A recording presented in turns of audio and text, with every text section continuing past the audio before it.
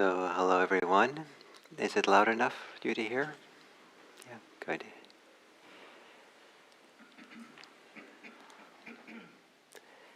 Sometimes the challenge of meditating before giving a talk is that there's nothing to talk about now.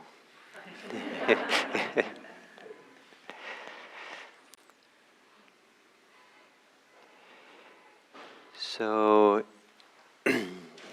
I'm thinking of the solstice, which happened a few days ago, and that now we're, in a sense, we're turning towards the time of light. And there's a saying that goes something like, "We are conceived in the dark and born out of the dark. We are born into the light and we grow in the light." So with the seasons, we go into the darkness, and that has its own value. And now we go out, for those of us in the Northern Hemisphere, we go going out into the light. When we meditate, in our tradition we tend to close our eyes. So it is a rhythm of a kind of going into the dark. And then we open the eyes, and we're going back out into the light. And what is it that's conceived when we close our eyes to meditate? What is it that is born out of meditation, that then is born into the light of our social life, our work life, our lived life? And then not only that, but grows in that light, in that life. And this rhythm of going into meditation and coming out is actually a very important one. We're a retreat tradition, so we put a lot of emphasis on going off on meditation retreats. And there's a rhythm with those as well. Some people, it's a yearly rhythm. Maybe once a year they go on retreat, and it's an important part of the year is to go in there and something shifts, something changes, something is touched into, something is born, that then is brought back into the world and practiced in the world, or explored in the world, or applied into the world. And then after a while we go back into meditation and that rhythm. And that rhythm is something that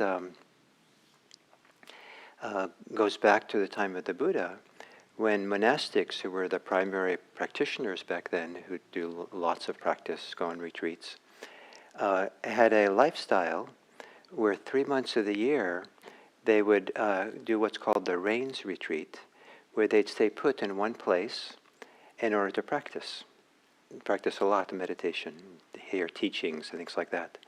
And after the rains retreat, they would go out into the world and wander around northern India.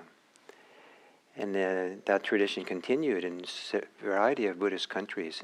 And I was told that in Korea, they have that pattern where monastics would gather for a monastery for a 3-month period of the rains. And at the end of those 3 months, monks scatter. And then they come back the next time around. That rhythm of coming and going. When I was at the Tassajara Zen monastery here in California, down in Los Padres National Forest, in the middle of it, in the Santa Cruz Mountain, in the Big Sur Mountains, we had that similar rhythm where we would have the winter time. We would just be alone in this little valley in the middle of the wilderness with a river going through it, practicing with a small group of people, and a lot of meditation, a lot of silence. And then rather than scattering at the end of that period, during the summer, from May to Labor Day in September, would be what's called guest season. And rather than going out into the world would come in. And it was kind of partly a resort, and people would come to a monastery to resort. And as a practitioner there, I felt that it was very important, that rhythm, that by the end of the winter, there was something very important about meeting all these guests and the more complicated life of the guest season, and all the social interactions that happen there, that applying what I'd learned, having it tested by what I encountered as we went through that monastic, this worldly life of all these activities, and it allowed something to grow and develop. Though by September, I was ready for the guests to go. And I was ready to drop into the silence again and return to some kind of deeper place of being. That was the kind of the place of genesis, the place of something being conceived, something being different kind of has a chance to be born from that really settled place. So our tradition is a retreat tradition, but regularly I've thought it's rather unfortunate that we call them retreats. And yesterday I looked up the etymology and the history of this word retreat, and it means, it comes from French and then from Latin, but in French it meant something like to pull back, to step backwards, and it was originally used as a military term for the military to retreat when there was a need for that in battle.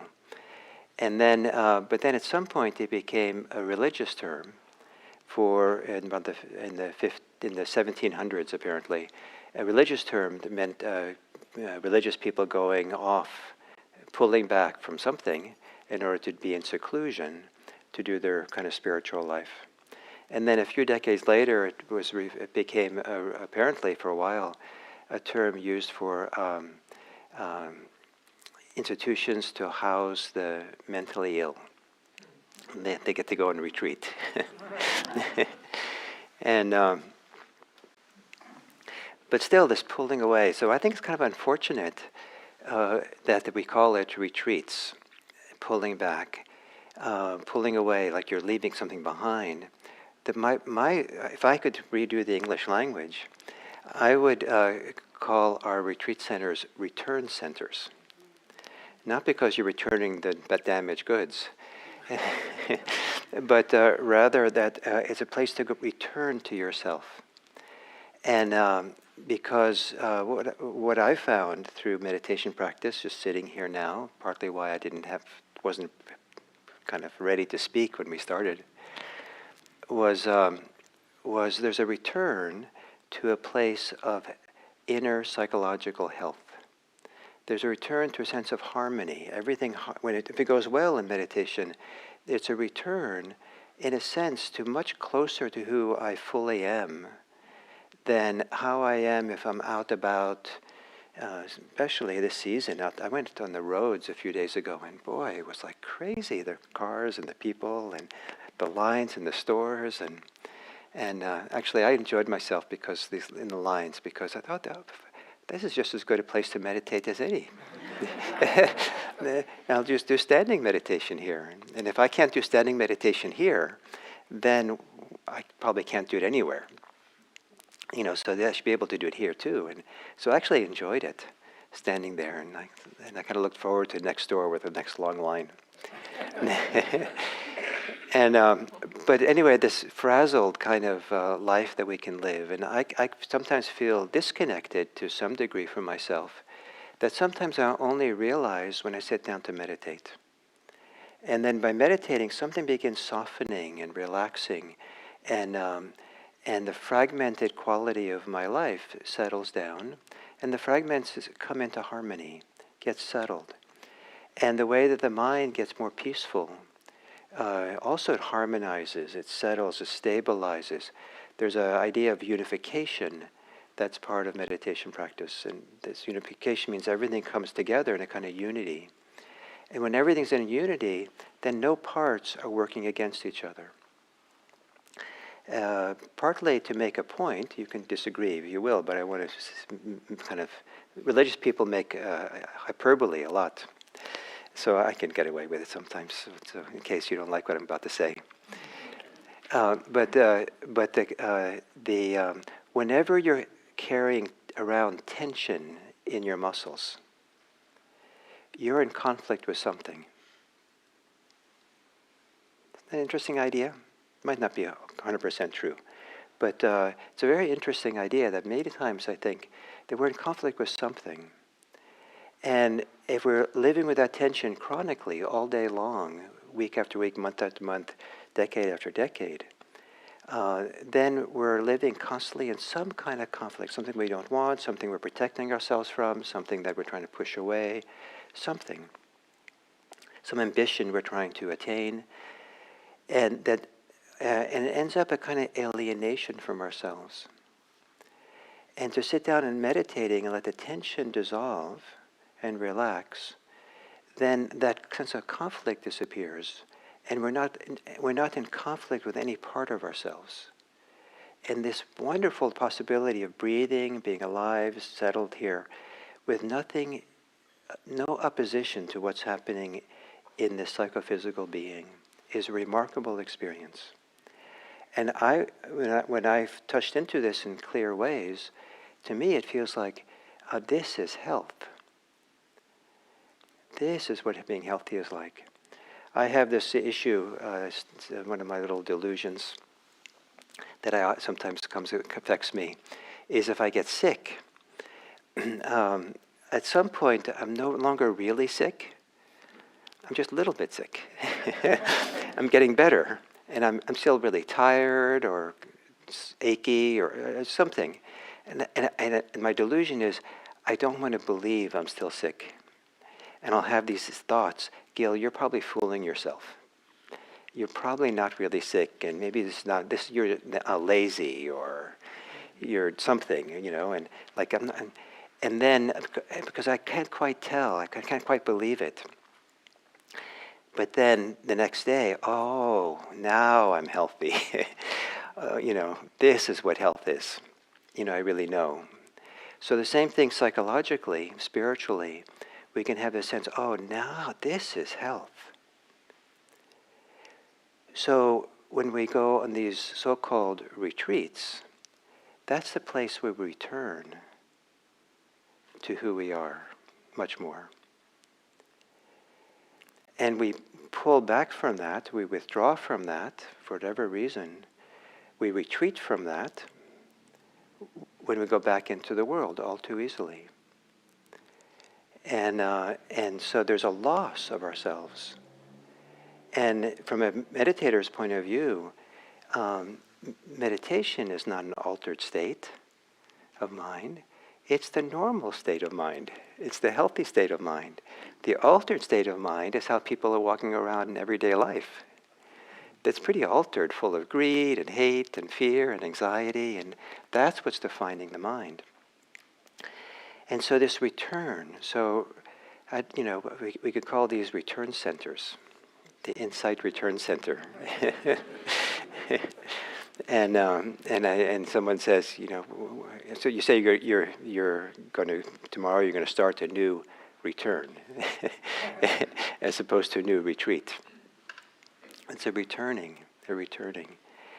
And so this rhythm of this return to something deep inside, to harmony, wholeness, and all that. And that the deeper kind of possibilities of meditation that Buddhism offers come from or arise out of this kind of return to a healthy way of being settled, whole, no longer living in conflict, no longer living with this tension that we can often carry in our daily life. And that's kind of that state is not the end state for Buddhist practice, but in that state of health, we can feel that there's a calling, there's an onward leading nature, there's a way in which the heart wants to continue with something profound. And that profound thing that wants to be born is all kinds of things. And but what is it that wants to be born is a wonderful question. What wants to be born? And how do we allow it to be born in us? And that's one of the functions of meditation, is to create the room in our hearts, in our minds, in our body, to allow something to be born that wants to be born out of the darkness. When we go through serious psychological challenges, emotional challenges, really depressed, really feel betrayed, feel angry, really feel like we've lost something profound, really grief, with anger, whatever, fear, all these difficulties that people struggle with. I think there can be less struggle around it all if we appreciate that in the right conditions, in the heart of them, something wants to be born. What is that? What wants to be born?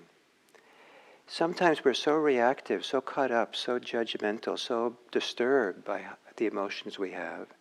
Sometimes we even receive messages from our society, you're not supposed to be this way, and that makes it harder as well.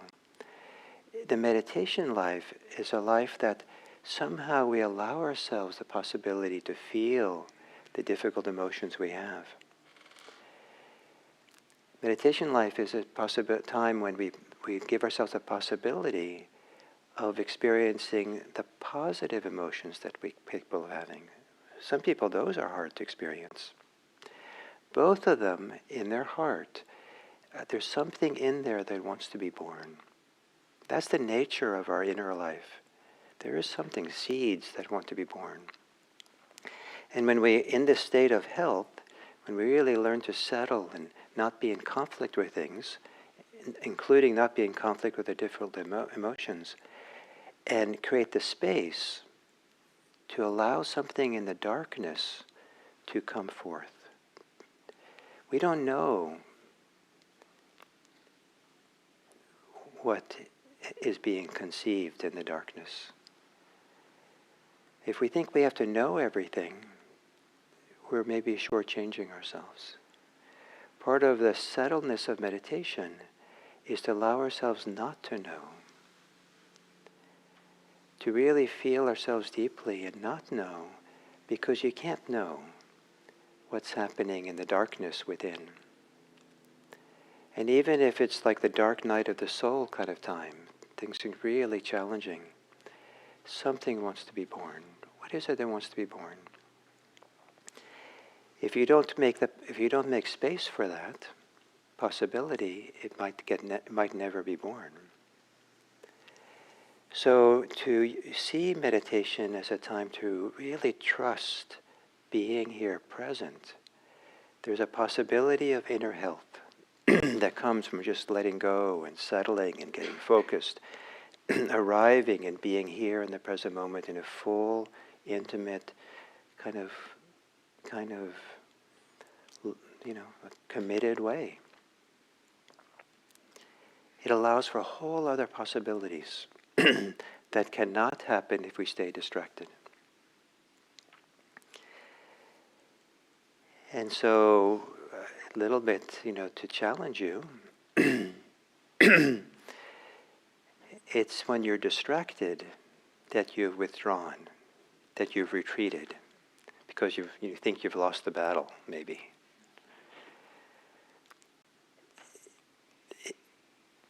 It's coming back and sitting here, returning here, that our life can come to a kind of fulfillment that can't come when we're distracted, caught up, intense. So we're at this kind of junction of the year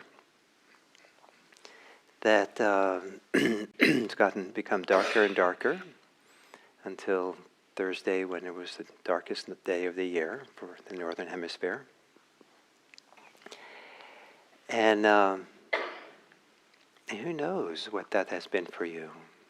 Maybe it's like the rhythm of sleeping. Most people sleep at night and then they wake during the day. Who knows what was settling and quieting down, and who knows what was happening as the days got darker and darker for you. Maybe it was a very important time to slow down, important time to do less to be outdoors and do a lot of things. And now we turn towards the light. And now is a time to be particularly receptive. What wants to be born out of that?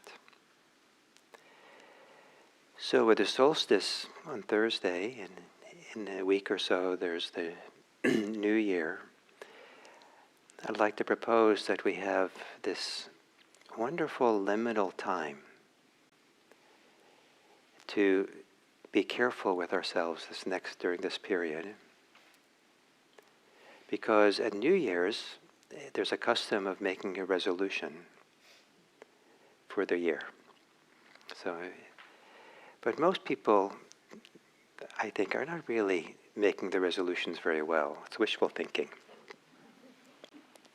What I propose for you is that you use this next week to ask yourself, what is it that wants to be born in you? What is it that wants to sprout?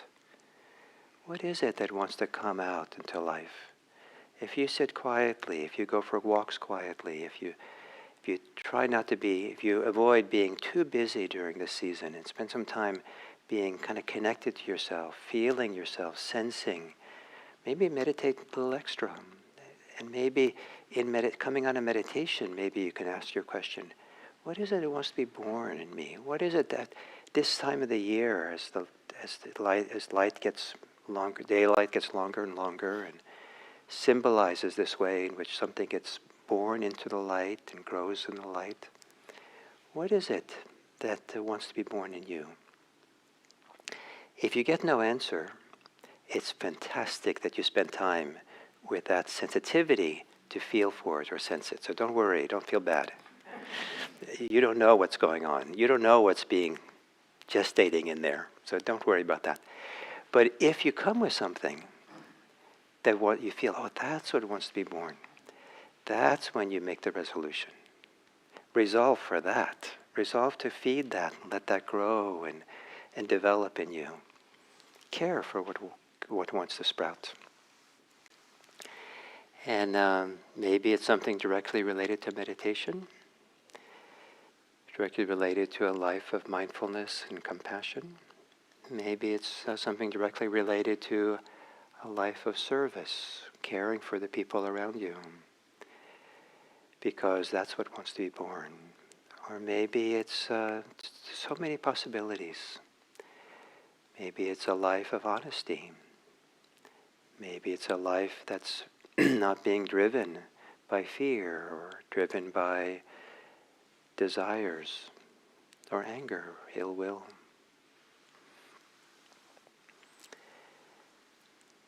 Maybe it's a life that for the next 10, 11 months does the inner work that would prepare all of us for the elections.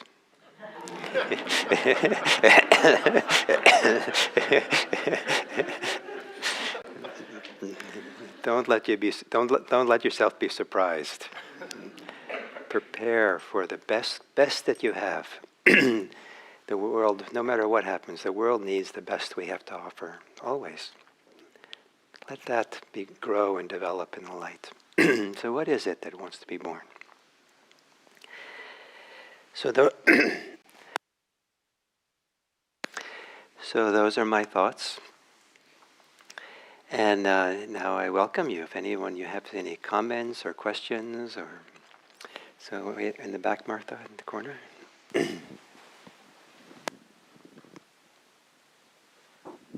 Hi, I just wanted to point out that the winter newsletter, there's a copy when you go out the door, has an excellent article by Kim Allen, in fact, on resolutions, since it is the beginning of the year. You might find it interesting. Nice. The newsletter has an article and making resolves.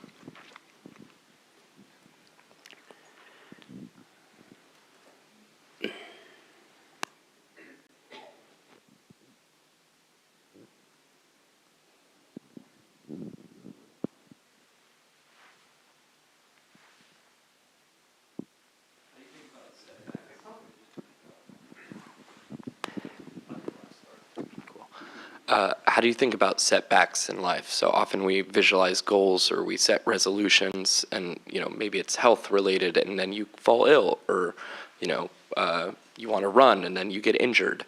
How are you using your practice to, I guess, respond to these moments? Well, I think this second didn't help. Okay, so I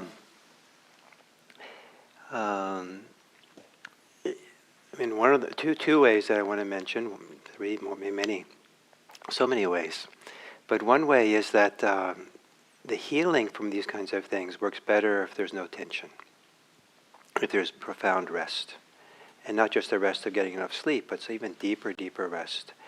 And so when I've been sick, I will rest. I'll go to bed and not just lay there. Sometimes I lay there with my eyes closed and kind of meditate and relax and just try to get as deep rest as I can, and support, aid that rest, because then things seem to heal better. And so, and then to let go of tension that we have, to let go of the tensions of it being different. There's often protests in the mind and anger at how we are. I know people who have had injuries that seemed like horrific injuries, really changed their life, the rest of their life. They were, maybe invalid or something. And I don't want to belittle the challenges of that and how difficult it is.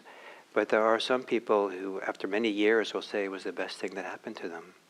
Because they had to really, the more they were challenged, the more they were upset, the more that they had to give up. When you're practicing, the more you realize that represents something very deep inside. Deep attachment, deep holding on, deep expectations, deep sense of identity that we have. And so this practice allows us to really go in there and question, where am I still holding on? Because why am I so disappointed or discouraged? And go in there and find what that is and let go of it. And then, whatever the injury has been, which maybe was a permanent injury, is not seen as a problem, but more as an asset, because it gave a certain kind of inner freedom that wouldn't have happened otherwise. And so that's some of the ways meditation can help. Was that satisfying enough? Yeah? May I ask, why are you asking? Mike, I ask because I think of, setbacks, whether they're injuries or, failures in your life, as, moments that can shake your sense of self and, stray you from your progress or your goals or, whatever the things in life are that get you out of bed every day. And I think in each religious practice, it's important to kind of identify how your faith structure, helps you respond to those, whether it's, familial death or, something like that just really is something that's difficult. So. Great, thank you, that's very nice. So maybe if we understand how we can use these things, not as a setback, but as it allows something beneficial to happen, then maybe it's a set forward. Hi, Gail. Gail, I had a question as you were asking, what is waiting to be born? Meditation at least has helped me understand a bit more of my own suffering. But I feel it has also, particularly this time of the year, also made me a little more attuned to the suffering of others in your family and other places. But there is sort of this mix of helplessness that you feel when people aren't quite being able to help themselves, but you also really only can go so far. Uh-huh. How do you deal with that sense of wanting to be of service, but not quite knowing exactly what may be able to help, particularly when these are situations of psychological and mental help?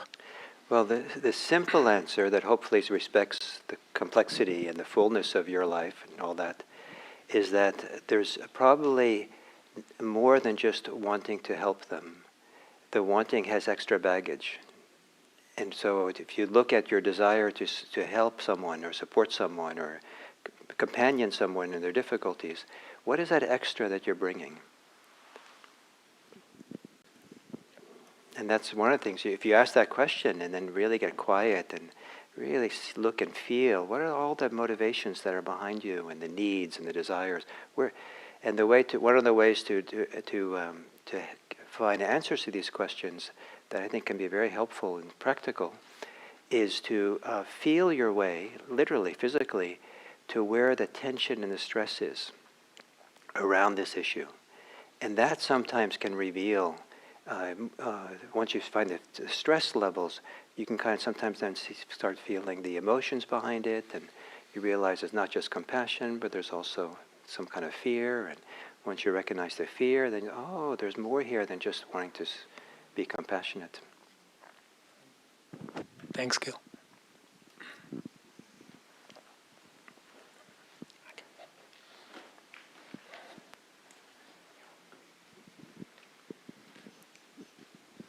Hi, Gail. The example you gave of when you were still sick, but you thought that it would be time for you to be healed. Does that happen because we're not in touch with ourselves, or is it because it doesn't match our goals anymore to be sick? And how can we help that? How can we see that more clearly? I think it helps to look at what the beliefs you have around it. And also a little bit maybe it helps to understand your personality, your disposition towards things. And number of things that affects me, so I don't know what goes for you. One is I really enjoy doing things. It just, I'm a doer kind of person. So I enjoy it. And so I'm just ready to do something. Okay, I'm ready. But you're sick. No. Yes. No, it can't be true. So that's part of it. Sometimes it has to do with the sense of responsibility. Responsibility is probably my Achilles heel. And so I have to do something. I have to respond to that email. No, you're sick. No, but something like that. And what can help? What can help? Seeing that. That really helps the most, is to see the tricks of the mind, how it works. So you don't, otherwise if you don't see what the mind is doing in terms of the tricks, the beliefs, the attitudes, the fears, then then what we're trying to do is trying to override it. And that often creates even more tension.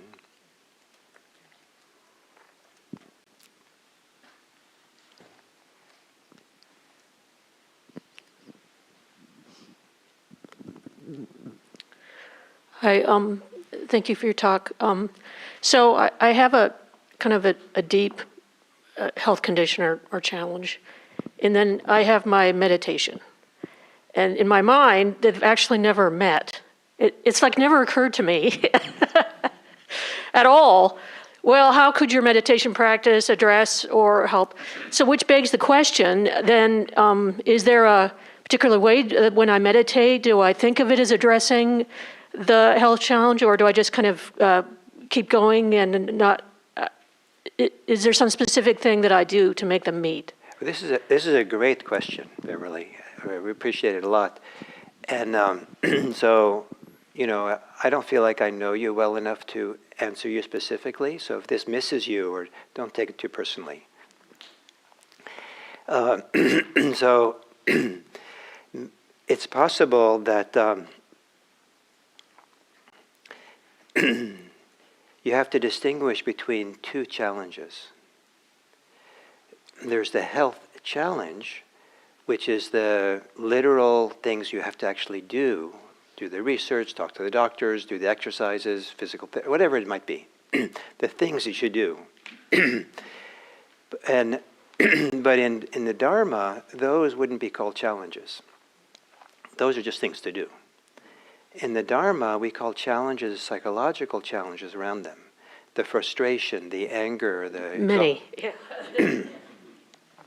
So the how to bring mindfulness to that is to recognize what those psychological challenges are, maybe write them down, just really make a list of all that, just kind of get a sense of the ecology of the psychological things going on when you call it you're challenged. The anger, the frustration, the impatience, the the hopelessness. Just make the list. And then choose one and spend some time looking at the ecology of that particular challenge. What are the beliefs? What are the emotions? What are the body sensations, body stresses, tensions that come along? What are the emotions? What are the mind states? What are the stories? Begin unraveling all the pieces of that ecological system around that one thing, like impatience. And the more you can unravel and see the different pieces of the ecosystem, it might be easier for you to then sit in the middle of it and breathe. And this is where the meditation comes into play. In meditation, stop thinking about all this. That's what you do other times. Meditation, now you can better identify it and sit in the middle of the complex and just breathe with it and see what happens. Does that make some sense? Yes, thank you.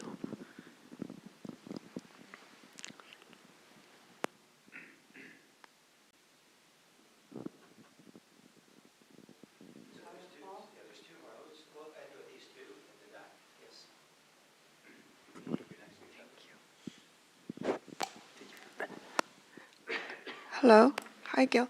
I have a question about, so sometimes I need to do something, like let's say this is at work, I must do something, but I'm not sure what is the right thing to do. And by the right thing to do is usually like in a moral sense of the word. Is what can you turn it? Moral. Like moral What's the sense of moral thing word. to do with work? Yes. Oh, this yeah. is a good. I love it when people have this question. I don't love the challenge of knowing how to answer the question. So, and sometimes it's really hard. I think left and right and back and forth, and I'm not sure what's the right thing to do. How can this practice help in that sense? Well, one of the things is if we can return to some deep sense of feeling connected deeply to ourselves and feel at harmony with ourselves, so that we're not operating on fear or on anger or confusion or delusions, a lot of spinning stories. We get below the story level. Then in a moral sense, we can be more in touch with the ethical, deep ethical sensitivity and sensibility that we're capable of. And then you might be easier to understand what to do. It may be easier to understand what you have to do, even though it's not popular. Or understand what you have to do, even though it might mean losing your job, or giving up your job. But if we are too anxious about this, and even if we know that this is a moral issue, but we're so anxious about trying to figure it out that we're spinning out and spinning around the mind, we might not be in the best state of mind to really address it. So one of the things our practice can do is to have this return to some deeper sensibility, who we are. That's one. The other thing is that this practice, mindfulness, has a lot to do with understanding what our relationship is to any challenge we have. And so there might be fear in relationship to it, or desire in relationship to it, or a lot of selfing in relationship to it. What do people think of me, for example? And so to clarify that, how we're relating to the challenge, might simplify our ability to understand what the real issues are that have to be solved. That's something else. Another thing that practice can do is that mindfulness of speaking and mindfulness of listening can, if we practice it, can help us slowly learn maybe how to have honest communication. Figure out how to speak honestly without challenging other people, but letting other people know that you're challenged. I have this ethical issue around this, and can we talk about it? And I feel like I'm left alone to make this ethical decision, but it's going to affect the company we're in. Is there some place I can go where we can brainstorm or go back and forth and find out and I can get some clarity around this. And I don't know if where you work there's any possibility of that, or if a colleague you can go for a lunch walk during a lunch break and have this kind of conversation. So this idea of using the practice in conversation so that we can have clear, more honest conversations about the very thing. I like to believe that mindfulness, that honesty is mindfulness out loud. So that we're learning how to not just keep it to ourselves, but learning to process it in relationship to other people as well. So those are some ideas. So last one was next to you. Oh, I was saying, that was okay. Okay, great. Okay, so maybe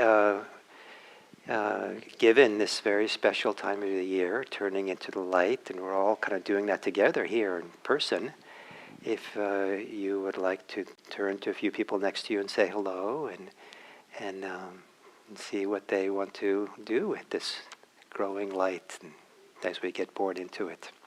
And introduce yourself, but look around so that you kind of say hello to at least two other people, so no one's left alone, kind of